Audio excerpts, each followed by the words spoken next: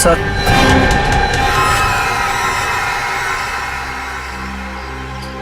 इतना लेट? ये सर्विस है तुम्हारे रिजॉर्ट की? सॉरी सर, आपने कैंची मांगी थी, वो तो नहीं मिली। चाकू लेकर आया, इससे काम हो जाएगा। तो ब्लडी लाउजी पीपल, 10:30 हो गए, मीटिंग्स करनी है, अपॉइंटमेंट्स है, और अंदर ये आदमी बैठ के धरना दे रहा है। सर आप अंदर नहीं जा सकते सर। हेलो भैया, सुन रहे हैं आप? ओ भाई साहब, जल्दी कीजिए, मुझे लेट हो रहा है। शराफत नाम की भी कोई चीज होती है, घर ही बनाकर बैठ गए हो। इग्नोर करने की भी हद होती है यार। अरे सुनाई दे रहा है कि नहीं आपको कुछ?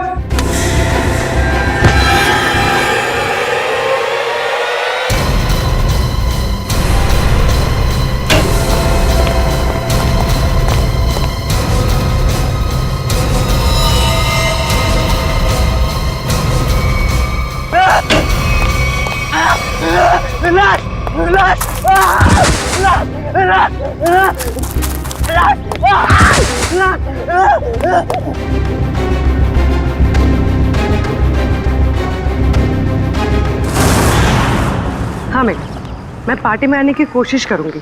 कुछ प्रॉमिस नहीं कर सकती, मेरा जॉब ही कुछ ऐसा है यार, कभी भी कुछ भी हो सकता है। ठीक है, चल अब मैं रखती हूँ, बाय। नहीं, बिल्कुल नहीं चलेगा। रात को 1 बजे 2 बजे कोई भी कभी भी आके चले जाएगा। जवान लड़की के घर में रात के टाइम में किसी लड़के का आने का मतलब हम अच्छी तरह से जानते हैं। क्या चल रहा है यहाँ पे? हाँ, और ये रो क्यों रही है? आप इनसे ही पूछिए ना, इसने क्या चाला रखा है यहाँ पे। देखिए मैडम, ये सोसाइटी है और हम सब फैमिली वाले हैं, और ये कैसी कैसी हरकतें करके रखी हैं यहाँ। हरकतें? आपका क्या मतलब है? इसका मतलब ये है कि ये दोनों लड़के रात बिरात इसके घर आते हैं, दरवाजा खटखटाते हैं, शरारत करते हैं। और तुम एक बात कान खोलकर सुन लो, तुम यहाँ से खुद से चली जाओ, नहीं तो हम सब मिलकर तुम्हें जबरदस्ती यहाँ से निकाल देंगे। एक मिनट, शांत हो जाइए आप लोग। कौन है ये लोग? मुझे नहीं मालूम कौन है ये।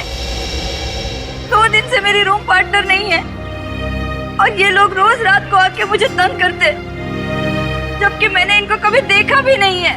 देख जिया, झूठ मत बोल, तू ही हमें बुलाती है और अब पहचानने से मना कर रही है। हाँ, कसम से हमेशा खुद ही फोन करके बुलाती है हमें।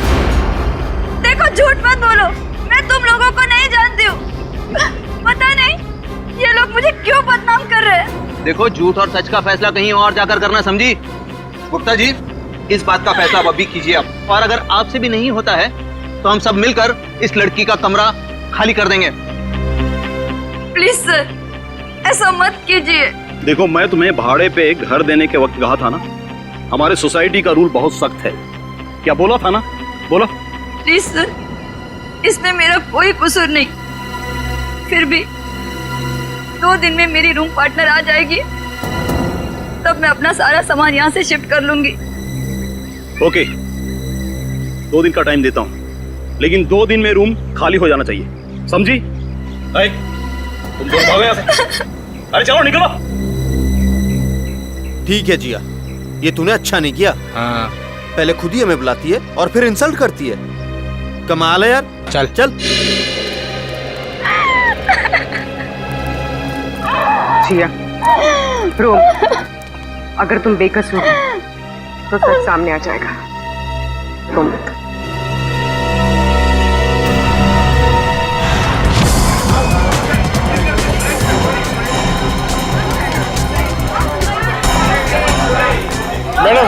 मैडम मेरा बिल बनाइए फौरन।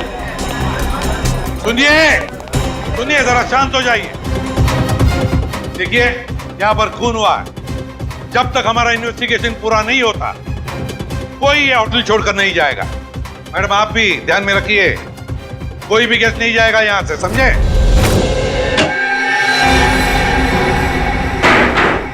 सर बॉडी नहीं है। बॉडी नहीं है? ये कैसे हो सकता है? बॉडी गई कहां? बॉडी कैसे गायब हो गई? ये कैसे हो सकता है? और सर, अगर किसी ने मर्डर किया है और अगर वो बॉडी ले गया तो फिर ये सिर क्यों छोड़ गया? वही तो, अगर सिर यहाँ छोड़ा और लाश कहीं पर लेकर गया तो कोई ना कोई निशान तो होने चाहिए था। किसी ना किसी ने तो देखा होगा, कोई ना कोई तो जगह हो सकती है। कहां गई लाश? हुआ क्या यहाँ पर? नहीं नहीं नहीं नहीं, यहाँ पर जो कुछ भी हुआ है ना सांखे, यहीं पर हुआ है, इसी 4 दीवारों के अंदर, इस टीम बॉक्स में, यहीं पर। सर इस सिर को देख के ऐसा लगता है किसी ने बहुत ही बेरहमी से कत्ल किया इसका, लेकिन यहाँ पे एक भी खून का निशान, कोई धब्बा, कुछ भी नहीं है। एग्जैक्टली, अगर सिर कटा है तो खून होना चाहिए था इन दीवारों पर, खून होना चाहिए था इस फर्श पर, लेकिन यहाँ पर खून का कोई भी निशान नहीं, कोई धब्बा नहीं। यहाँ देखो इस बॉक्स में खून का कोई भी निशान नहीं, कोई भी निशान नहीं, ना कोई हथियार का निशान। सांखे, सिर कटा हुआ है, लाश गायब है, लेकिन इस पूरे कमरे के अंदर कुछ भी निशान नहीं, कमरा सुथरा साफ है। इसका मतलब कुछ ना कुछ तो गड़बड़ जरूर है, कुछ ना कुछ तो गड़बड़ जरूर है बॉस। सर, हाँ सर, जिसका खून हुआ है उसके दोस्त बाहर आए हुए हैं। ठीक है, तुम चलो, मैं आता हूँ। सांखे, देख ले इस कमरे का एक एक कोना कोना छान वाले, देख ले कुछ मिलता है क्या। देखता हूँ सर। ये रहे, आप लोग रजित के दोस्त हैं? जी सर। आखिरी बार कब मिले थे रजित? सर आज सुबह ही मुलाकात हुई थी। तो क्या कुछ फर्क लगा आपको रजित के बर्ताव में?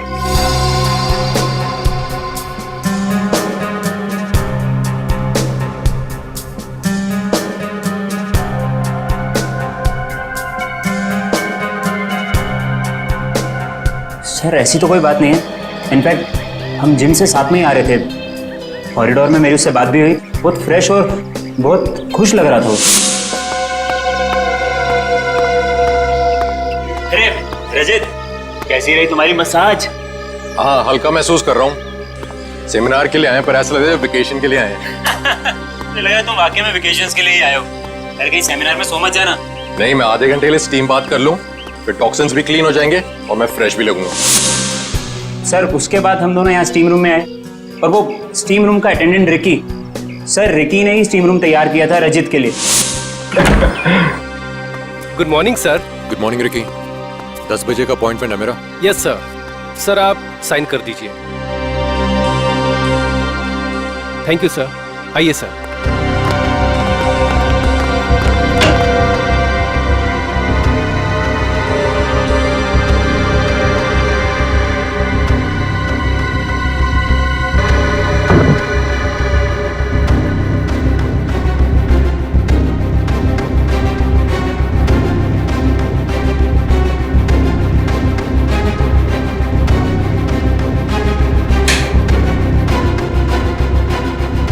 कितना टाइम लगेगा? सिर्फ 25 मिनट। चल रजित एंजॉय कर, ब्रेकफास्ट में मिलते हैं। चल ठीक है, ओके। स्टीम रूम का अटेंडेंट रिकी। रिकी, ये स्टीम रूम का अटेंडेंट रिकी कहाँ है? जरा बुलाओ उसे।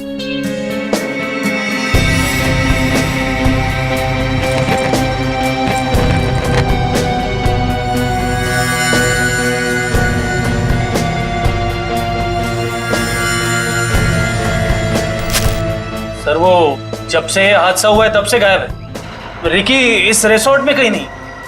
रिकी गायब है? जब से हादसा हुआ रिकी गायब है।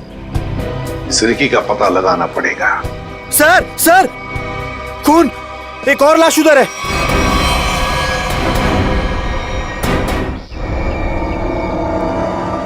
ये हो क्या रहा है आपके होटल में? हाँ, एक सिर मिला है जिसकी लाश गायब और अब ये दूसरा खून। सर मैं तो खुद परेशान हूँ, ये क्या हो रहा है मुझे समझ नहीं आ रहा सर। अब हाथ फेरिए।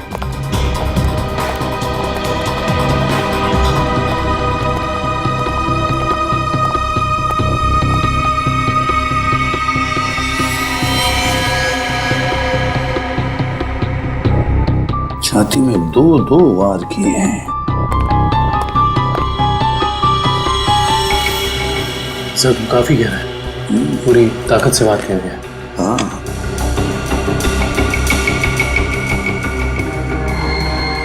बैंक। Correct sir. देखो फिंगरप्रिंट चेक करो इस पर। सर, हाँ, ये खाली ब्रीफकेस।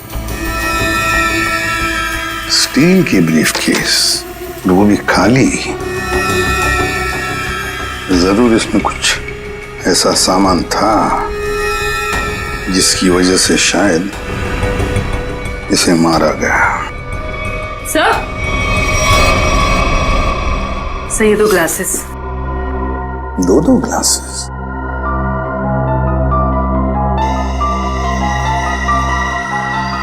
लिपस्टिक वगैरह के तो कोई मार्क नहीं, लेकिन एक बात तो पक्की है कि यहां पर इसे मिलने कोई आया तो था जरूर।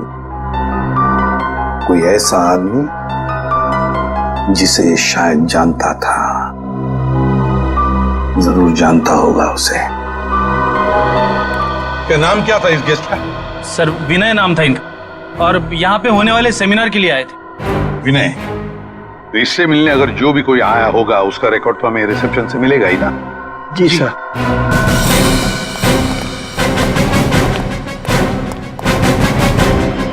देखो विनय के बारे में और कुछ जानना चाहते हैं हम लोग। ये विनय कब आया था यहाँ पर? सर मिस्टर विनय ने आज सुबह ही चेक इन किया था हमारे रिजॉर्ट में, करीब 8 बजे। 8 बजे? जी। अकेले ही आया था या कोई साथ में भी था उसके? अब नहीं सर, वो अकेले ही थे। उनके रूम में कोई बाहर से विजिटर आया था? नहीं सर, बाहर से तो कोई नहीं आया था, लेकिन उनके सेमिनार से उनके रूम में कोई गया हो तो उसका पता नहीं हमें। अच्छा, विनय के बारे में कुछ खास बात याद आती है तुम्हें? मेरा मतलब है कुछ भी, यू नो। आपके रिसोर्ट में इस ब्रीफकेस के लिए कोई पर्सनल लॉकर है? आई एम सॉरी सर, हमारे रिजॉर्ट में ऐसी कोई फैसिलिटी नहीं है। ओके। हाँ सर, उनके पास एक छोटा सा स्टील का ब्रीफकेस था जिसे वो कुछ ज्यादा ही संभाल के रख रहे थे, और उसके लिए उन्होंने पर्सनल लॉकर के बारे में भी पूछा, बट सर हमारे रिजॉर्ट में ऐसी फैसिलिटी नहीं है। स्टील का ब्रीफकेस? लगता है ये वही स्टील का ब्रीफकेस है जो हमें उसके बेड पर से मिला है। जरूर उसके अंदर कोई कीमती, कोई इंपॉर्टेंट सामान होगा। सर ऐसा भी तो हो सकता है कि इस विनय की मौत का यही कारण हो। हाँ सर, विनय के रूम में कोई होटल के बाहर से नहीं, होटल के अंदर से आया था और दोनों साथ में ही बैठे थे। सर। हाँ करण। सर इस फोन पर जो फिंगरप्रिंट से उसे उठा लिया सर। Very good. देखते हैं आखिरी फोन किसका था। पार्टनर, जरूर किसी पार्टनर ने फोन किया था विनय को। पता लगाना पड़ेगा है कौन ये पार्टनर।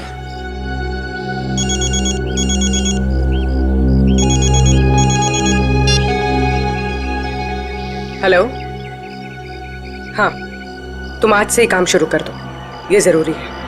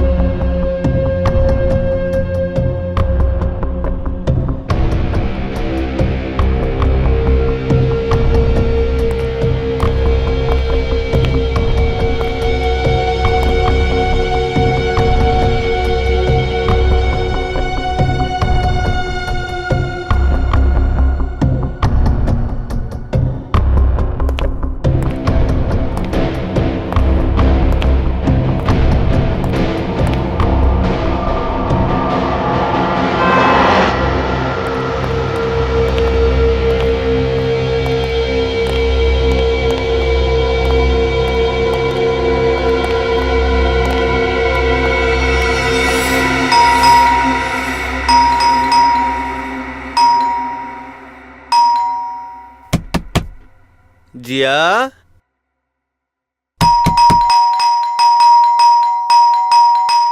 दरवाजा खोलो जिया। जिया, जिया, जिया दरवाजा खोलो वरना तोड़ देंगे हम, बता रहे हैं हम बस। ये इन लोगों का रोज का नाटक है। जिया, दरवाजा खोलो जिया। जिया प्लीज दरवाजा खोलो प्लीज, नहीं तो हम तोड़ देंगे दरवाजा, बोल दे रहे हैं हम। जिया, जिया, पुलिस को फोन करते हैं तभी बात समझ में आएगी। जिया दरवाजा खोलो जिया। जिया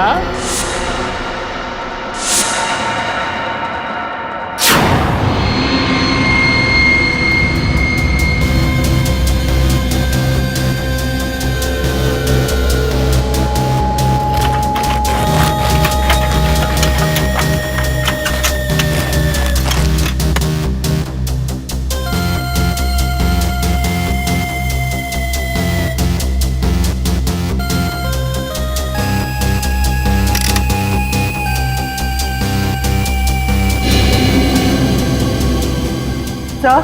हाँ तारिका। सर, इसकी खोपड़ी में एक अजीब बात है। अच्छा,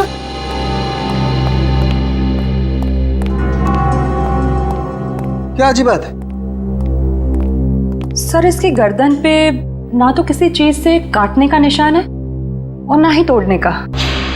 लेकिन कोई ना कोई निशान तो जरूर होना चाहिए। हाँ, कोई निशान तो होना ही चाहिए। अगर हथियार का नहीं है तो किसी और चीज का निशान होना चाहिए जिससे मारा गया। और इसकी खोपड़ी का अंदर का हिस्सा बिल्कुल खाली है। ऐसा लगता है जैसे कि सारी चीजें पिघलकर बह गई हो। ऐसा कैसे हो सकता है तारिका? इसके अंदर कोई मोम तो होता नहीं। खून है, मसल्स हैं, टिश्यूज हैं। हाँ, लेकिन ये खोपड़ी बिल्कुल खाली है। अच्छा तारिका, इसकी खोपड़ी में से जो फ्लूइड निकला था, तुम उस फ्लूइड को चेक करो, उसमें जरूर कुछ ना कुछ मिलेगा। सर।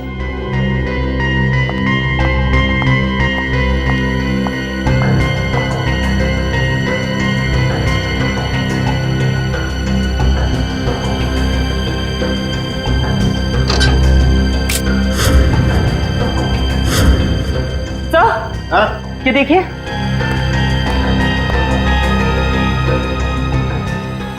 अरे एसिड, इसकी खोपड़ी के अंदर एसिड। सर, इसका मतलब है एसिड या किसी केमिकल से इसके सर के अंदर के हिस्से और इसके शरीर को पिघला दिया गया और फिर स्टीम बॉक्स के ड्रेन पाइप से बाहर निकाला गया। हाँ, और वो भी 30 मिनट के अंदर। सर, ये कैसे हो सकता है? हमने तो पढ़ा था कि कॉन्सेंट्रेटेड एसिड में किसी भी बॉडी को पिघलने के लिए कम से कम 20 घंटे लगते हैं। You're right, श्रेया, 20 घंटे ही लगने चाहिए, लेकिन इस केस में ऐसा नहीं हुआ। एक और बात, इस ड्रेन पाइप में मुझे कैल्शियम फॉस्फेट, जिससे इंसान की हड्डियां बनती हैं, वो और कुछ टिश्यूज के टुकड़े मिले हैं। मुझे लगता है जिस एसिड से इस आदमी के शरीर को पिघलाया गया है, ये एसिड किसी की इन्वेंशन है, कोई नई खोज। हाँ सर, उस बॉटल के निचले हिस्से से जो निशान बना था जिस केमिकल से, वो भी एसिडिक है और हमारे किसी केमिकल से मैच नहीं करता। लेकिन सर, अगर इस एसिड ने रजीत की बॉडी को पिघला दिया तो फिर वो स्टीम बॉक्स क्यों नहीं पिघला? वो इसलिए क्योंकि ये एसिड किसी मेटेलिक चीज को नहीं पिघलाता है और इसीलिए इस एसिड को कांच की बोतल में रखा गया था। सर, फिर तो उसे बहुत दर्द हुआ होगा। नहीं वंश, मुझे नहीं लगता है इसे दर्द महसूस हुआ होगा। क्यों सर? क्योंकि श्रेया, पहले इसे बेहोश कर दिया गया था। मतलब पहले इसे बेहोश किया गया, फिर मारा गया, उसके बाद स्टीम बॉक्स की ड्रेन पाइप से बहा दिया गया। बहुत ही डरावना और भयानक तरीका है किसी की जान लेने का। हाँ, और बहुत ही अजीब भी। ये सब कैसे किया गया होगा, ये कौन सा एसिड है, ये सब पता लगाने के लिए मुझे थोड़ा वक्त लगेगा। लेकिन सर, अगर ये किसी का आविष्कार है, नई खोज है, तो जाहिर सी बात है उसने इसके पेटेंट को रजिस्टर करवाया होगा। बिल्कुल करवाया होगा। इंटरेस्टिंग। इसका मतलब जिसने भी पेटेंट रजिस्टर करवाया है उसकी सारी इंफॉर्मेशन हमें गवर्नमेंट ऑफिस से मिल सकती है। हेलो, क्या? रजीत का? ओके। अभी पता चला है कि विनय ने जिस पार्टनर वाले नंबर पे फोन किया था वो और किसी का नहीं बल्कि रजीत का नंबर था। इसका मतलब विनय और रजीत एक दूसरे को जानते थे और रिजॉर्ट में विनय के कमरे में हमें जो 2 ग्लासेस मिले थे उनमें से एक ग्लास शायद रजीत का था। अब तो विनय के घर वालों से ही पता करना पड़ेगा। लगता है रिकी घर पर नहीं है, तोड़ दो दरवाजा।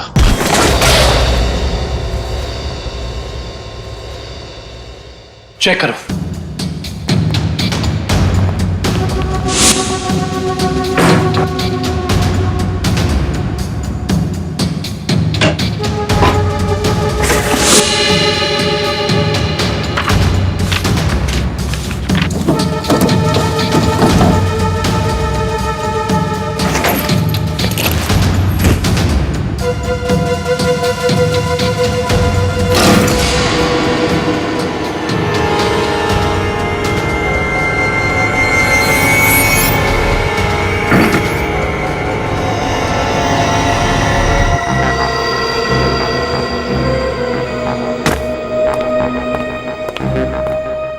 ये बॉटल देखो, इसका नीचे का हिस्सा बिल्कुल वैसे ही है जैसा निशान हमें रिजॉर्ट के स्टीम रूम में मिला। ओह, तो इस केमिकल से रिकी ने रजित की बॉडी पिघलाकर उसका खून कर दिया है। हाँ, लेकिन एक स्टीम रूम का अटेंडेंट किसी को इतनी चालाकी से नहीं मार सकता। ये उसके दिमाग का काम हो ही नहीं सकता। कोई है जो उससे ये करवा रहा है। कौन करवा सकता है ये सब? इसका जवाब तो रिकी देगा। हाँ, और उसके लिए रिकी का मिलना बहुत जरूरी है। चलो बाहर लोगों से पूछते हैं, शायद उसे जाते हुए किसी ने देखा। एक्सक्यूज मी, आप लोग सब यहीं आसपास रहते हैं? जी जी। ये वो रिकी रहता है यहाँ पे, आप लोग उसे जानते हैं? आज आपने उसे देखा? हाँ सर, मैंने देखा उसे। बड़ी जल्दी में लग रहा था और एक बैग भी था उसके हाथ में। अच्छा, यहाँ से किस तरफ गया था वो? सर उस तरफ। उस तरफ? हाँ सर, एक ट्रक आया और रिकी उस पे बैठ के निकल गया। थैंक यू, चलो उस डायरेक्शन में देखते हैं।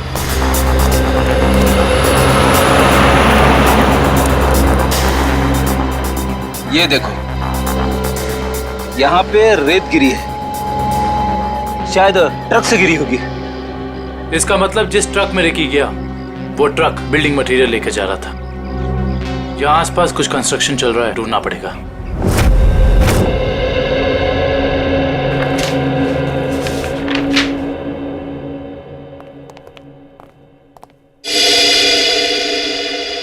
जी कहिए। सीआईडी। सीआईडी? जी, पिछले हफ्ते में जितने भी एसिडिक केमिकल्स को पेटेंट कराया गया है उन्हें रजिस्टर करवाने वालों के नाम और पते हमें चाहिए। केमिकल का कोई नाम भी तो होगा। आप वो फाइल हमें दे दीजिए, हम खुद ढूंढ देंगे। ठीक है।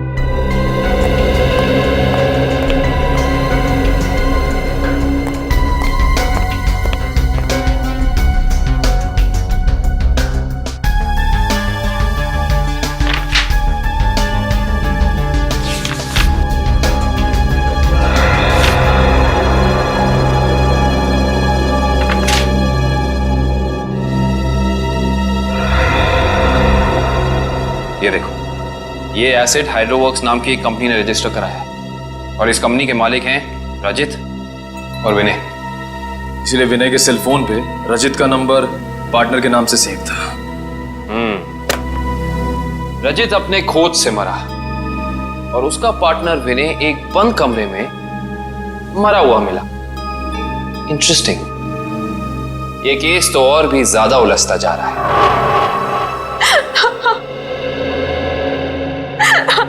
नैना जी, हमें भी बहुत दुख है विनय की मौत का। हम आपका ज्यादा वक्त नहीं लेंगे। हाँ, लेकिन आपसे थोड़ी जानकारी चाहिए हमें। मुझे तो अभी भी समझ नहीं आ रहा कि विनय से किसी की क्या दुश्मनी हो सकती है। बेहद शरीफ और मिलनसार इंसान थे मेरे विनय। अच्छा, ऐसा कोई हादसा या कभी उनकी किसी के साथ कोई तू मैं हुई हो या कोई दुश्मनी, कुछ याद है आपको? दुश्मनी तो कोई नहीं थी, पर हाँ, कुछ दिनों से उन्हें कुछ धमकी भरे फोन जरूर आ रहे थे। धमकी? कौन थे ये लोग? मालूम नहीं, पर मैंने बहुत समझाया उन्हें कि उन्हें जाके पुलिस में कंप्लेन कर देनी चाहिए, पर उन्होंने मेरी एक ना सुनी। कहते रहे कि कोई मजाक कर रहा होगा। सीरियसली लिया ही नहीं इस बात को। नैना जी, आप हमें हाइड्रोवर्क्स के बारे में क्या बता सकती हैं? हमारी इंफॉर्मेशन के हिसाब से विनय और रजीत दोनों पार्टनर्स थे और इन दोनों ने मिलकर एक बहुत ही खास केमिकल की खोज की थी। देखिए, मैं बस इतना जानती हूँ कि वो दोनों साथ में काम कर रहे थे, बस। देखिए नैना जी, उसी केमिकल का इस्तेमाल करके पहले किसी ने रजीत को और फिर विनय को मार डाला। ऐसा कैसे हो सकता है? वो केमिकल तो विनय अपने साथ लेकर जाने वाले थे, एक ब्रीफकेस में। उन्हें सेमिनार में कुछ पेपर सबमिट करने थे और वही उन्हें रजत से भी मिलना था। अच्छा नैना जी, क्या पहले कभी ऐसी कोई घटना हुई है जिससे हमें कोई सुराग मिल सके? ऐसा कुछ खास तो नहीं, पर हाँ, कॉलेज के दिनों में जब वो जूनियर कॉलेज में पढ़ते थे तब कुछ तो केस हुआ था जिसकी वजह से उन्हें कॉलेज से रेस्ट्रिकेट कर दिया गया था। अच्छा, वो केस क्या था, कुछ उसके बारे में पता है आपको? देखिए, मैं ज्यादा कुछ नहीं जानती, पर बस इतना पता है कि कुछ तो केस हुआ था जिसकी वजह से उन्हें रेस्ट्रिकेट कर दिया गया था बेवजह। कौन सा कॉलेज था ये? GRN college. Thank you. Vinay और रजीत के खून का इस कॉलेज की घटना से क्या संबंध है, पता करना पड़ेगा।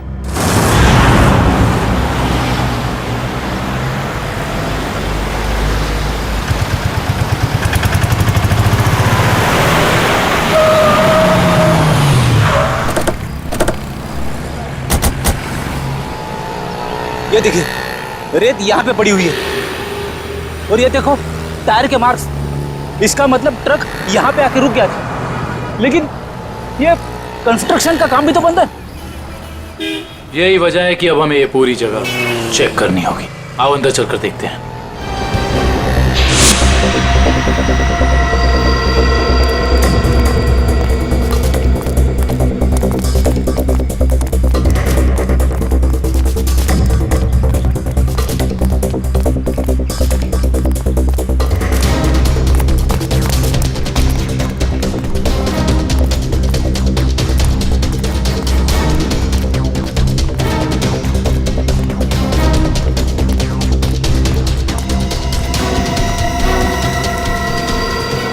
सर, रिकी यहाँ पे है।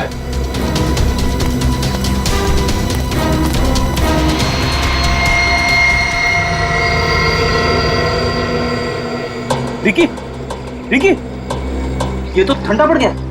हाँ सर, इसकी स्किन भी कड़क हो गई है। पहले से हॉस्पिटल पहुंचाओ।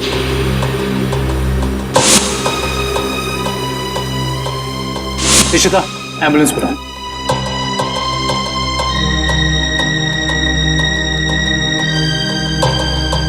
इसके शरीर पे जेल जैसा कुछ लगा हुआ है, जिसकी वजह से इसका शरीर अकड़ गया होगा। और ये देखिए, आसपास के पत्थरों पे भी जेल जैसा ही है। ये देखो,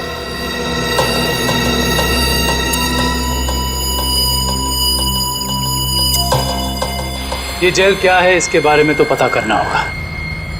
इन टुकड़ों को लैब ले चलो।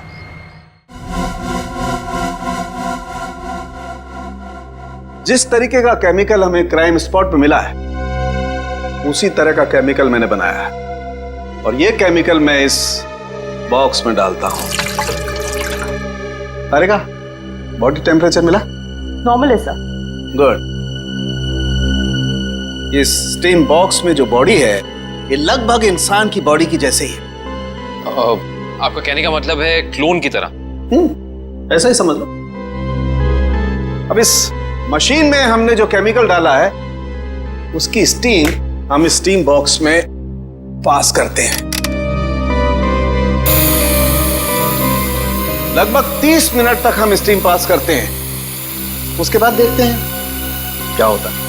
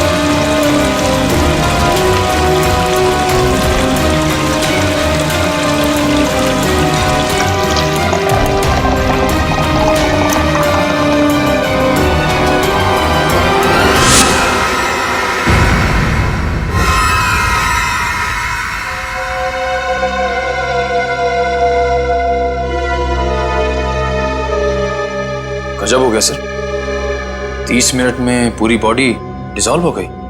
हाँ निखिल, ये केमिकल बहुत पावरफुल है।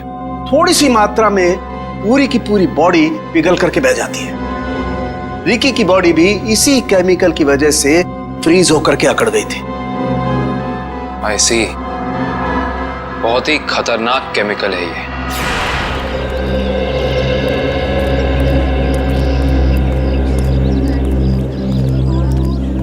एक्सक्यूज मी, हम लोग सीआईडी से 2005 के केस के सिलसिले में आपसे थोड़ी पूछताछ करनी थी।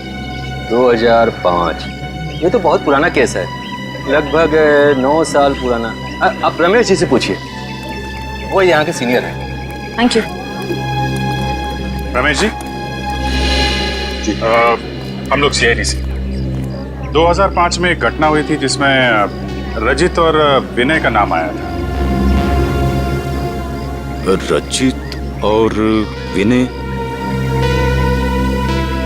सर क्या है कि हर साल इतने लड़के लड़कियां आते हैं तो नहीं, उस केस में इन दोनों लड़कों को रेस्ट्रिकेट किया गया था। रेस्ट्रिकेट? अरे हाँ, याद आया, उस साल कॉलेज के एक स्टूडेंट की मौत हो गई थी और इन दोनों लड़कों का नाम भी उस केस से जुड़ गया था। काफी बवाल हुआ था। ये स्टूडेंट कौन था और उसकी मौत कैसे हुई? मैडम, बहुत अजीब तरीके से हुई थी।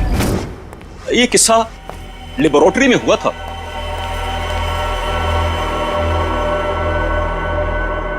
इतनी देर तक कौन काम कर रहा है? कौन काम कर रहा है?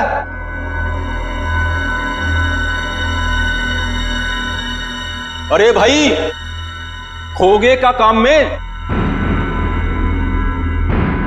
जवाब तो दो, कब तक काम करोगे? अरे चुप क्यों हो? बताओ, मैं लेबोरेटरी बंद करूं या खुली रहने दूं?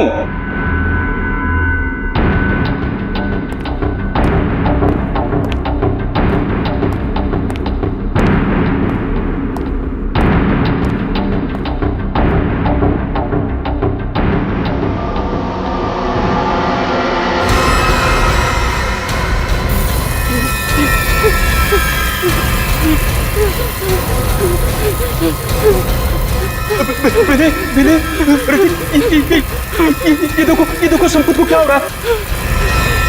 सर बचाइए इसे, प्लीज कोई बचाओ इसे। सर देखिए ना संपत को क्या हो रहा है। सर देखिए ना। क्या कुछ करो भाई। सर क्या हो रहा है, देखिए ना। सर बहुत भयानक था वो, ऐसा मैंने पहले कभी नहीं देखा था। एक आदमी खड़ा था और खड़े खड़े पिघल गया। संपत नाम था उसका, पुलिस केस भी हुआ था और विनय और रजित को रेस्ट्रिकेट किया गया था। इस केस से जुड़ी सारी फाइलें चाहिए हमें। हेलो, कहाँ? कौन से रेस्टोरेंट? ठीक है, मैं पहुंचती हूँ, नजर रखना।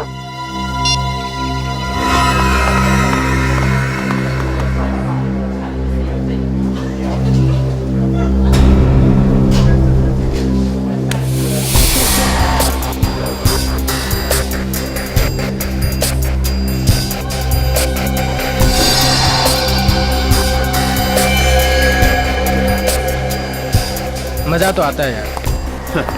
अरे काहे का मजा यार? पता है, रात को जैसे ही जाते हैं ना उसके घर के सामने, तभी चौकीदारों को पटाना पड़ता है।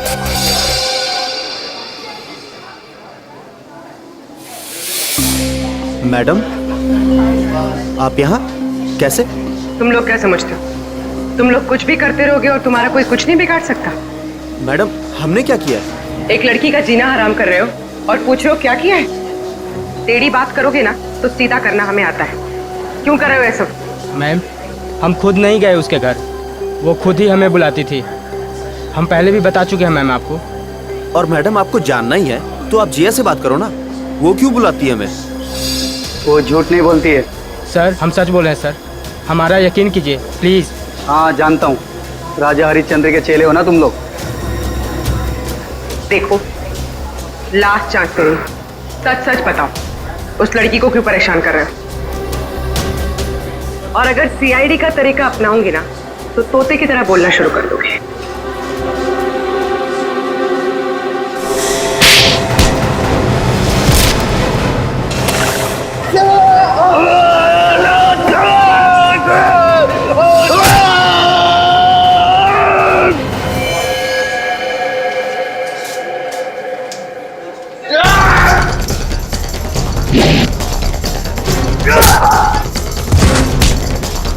लड़कियों को छेड़ता है।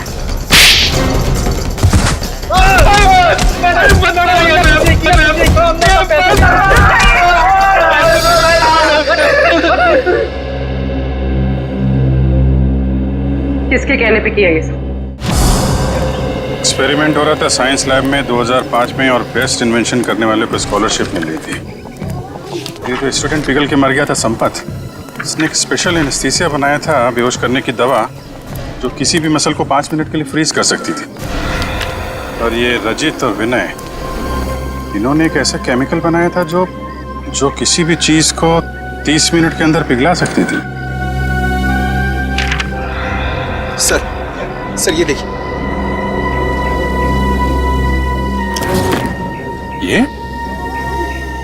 ये भी उस वक्त कॉलेज में था,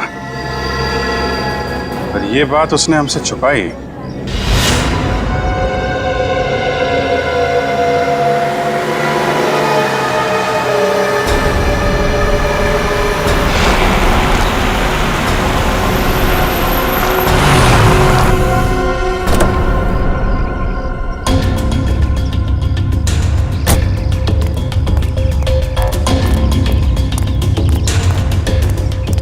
पैसे लिए? हाँ, ये देखो।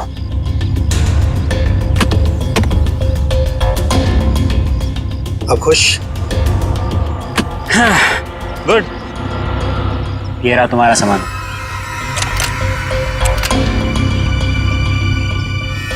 तो ये है दुनिया का सबसे बड़ा आविष्कार जो अब मेरा होगा।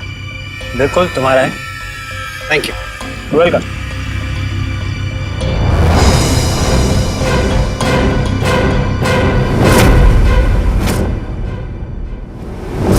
ये छुप छुप के क्या कर रहे हो? हैं? क्या कर रहे हो छुप छुप के? आगे मत बढ़ना, वरना ये बोतल इसी के साथ मैं फोड़ दूंगा। मत बढ़ना आगे, कह रहा हूँ आगे मत बढ़ना, नहीं तो ये मारा जाएगा। तुम यहाँ से जा नहीं सकते हो, छोड़ो उसे। आगे नहीं बढ़ना। कहा ना, मैं झूठ नहीं बोल रहा, झूठ नहीं बोल रहा मैं। पीछे रहो, आगे मत बढ़ना।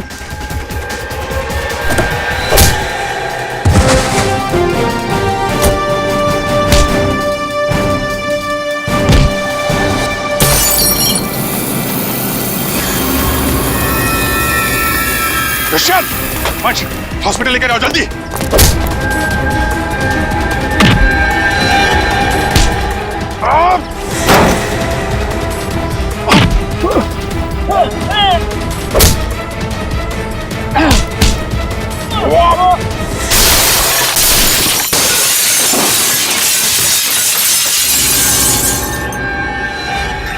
हाँ, मैं नहीं मारा उसे। विनय और रजित के केमिकल का इस्तेमाल करके मैंने संपत को लैब में मार डाला। रेतेन, तुम यहाँ क्या कर रहे हो? और संपत के बनाए हुए केमिकल पर अपना नाम डालकर मैंने उसे भेज दिया। क्यों किया तुमने ऐसा? मुझे पैसों की जरूरत थी। मेरे खर्चे पूरे नहीं पड़ रहे थे।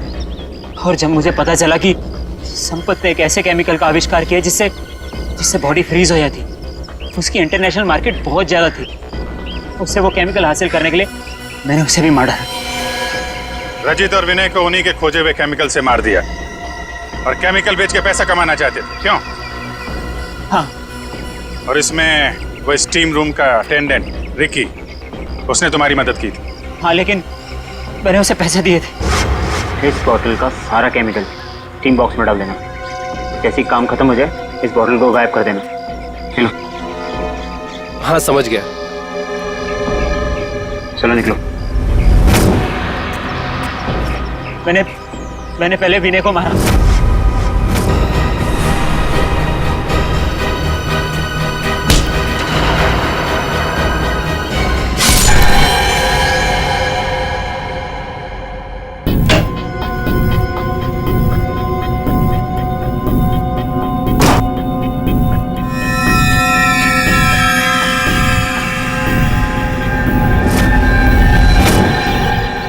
और फिर रिकी की मदद से मैंने रजित को खत्म कर दिया।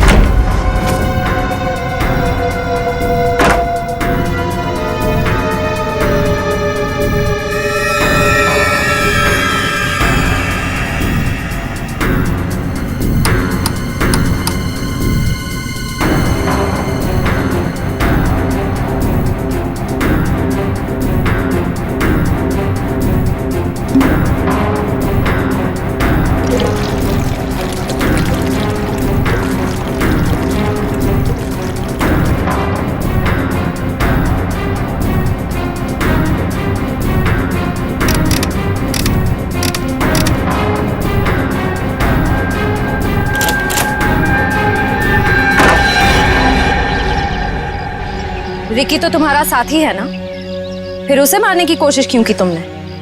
रिकी मुझे ब्लैकमेल कर रहा था। मैं सोच रहा हूँ कि जुबान भी कितनी कीमती चीज है, अगर फिसल जाए तो करोड़ों का नुकसान करा दे, इज्जत गवा दे, फांसी चढ़वा दे। मतलब? वो केमिकल की बोतल मेरे सीने में 2 मर्डर्स के राज बहुत ज्यादा है। जुबान जेल नहीं पाएगी, वजन तो करना ही पड़ेगा। लो पैसे पकड़ो और अपना मुंह बंद रखो, समझे? उसी केमिकल से मुझे डरा रहा था। क्या करता? जरूरत थी और मजबूरी। Shut up! समाज की भलाई के लिए की गई खोज का गलत इस्तेमाल किया है तुमने। 3 खून किए हैं। तुम जैसे लोगों के लिए कानून ने भी एक खोज की है, फांसी। आप लोगों को जरा सा भी एहसास नहीं हुआ कि आप लोग सब मिलकर एक अकेली लड़की के साथ इतनी नाइंसाफी कर रहे थे? कोई इस तरह से परेशान करता है किसी को? बोलिए। सॉरी मैडम, ये रमेश जी को अपना फ्लैट बेचना था और उन्हें अच्छा बायर भी मिल गया था, इसीलिए सब। और मैडम, जिया घर खाली करना भी नहीं चाह रही थी और उसके लीज एग्रीमेंट को खत्म होने में अभी टाइम था। मैडम, ये रमेश जी ने एक दिन आकर हमें अपनी तकलीफ बताई और हमसे हेल्प मांगी। तो आप लोग ने मिलकर ये ड्रामा किया, एक लड़की के कैरेक्टर पर कीचड़ उछाला। आप लोग ऐसा कर कैसे सकते? और रमेश जी, आप पैसों के लालच में इंसानियत भूल गए। सॉरी मैडम, मुझसे गलती हो गई, अब ऐसा नहीं होगा। जिया अब यहीं रहेगी, इसी फ्लैट में। जिया, मुझे माफ कर दो। I am really sorry. Please sir, sorry बोल के मुझे शर्मिंदा मत कीजिए। थैंक यू मैम, आपने मेरी बहुत हेल्प की, वरना मैं अपने पेरेंट्स के पास वापस चली जाती। देखो जी, कभी घबराना मत, अपने हक और अपने सम्मान के लिए हमेशा लड़ना, समझे? Best of luck. Thank you ma'am.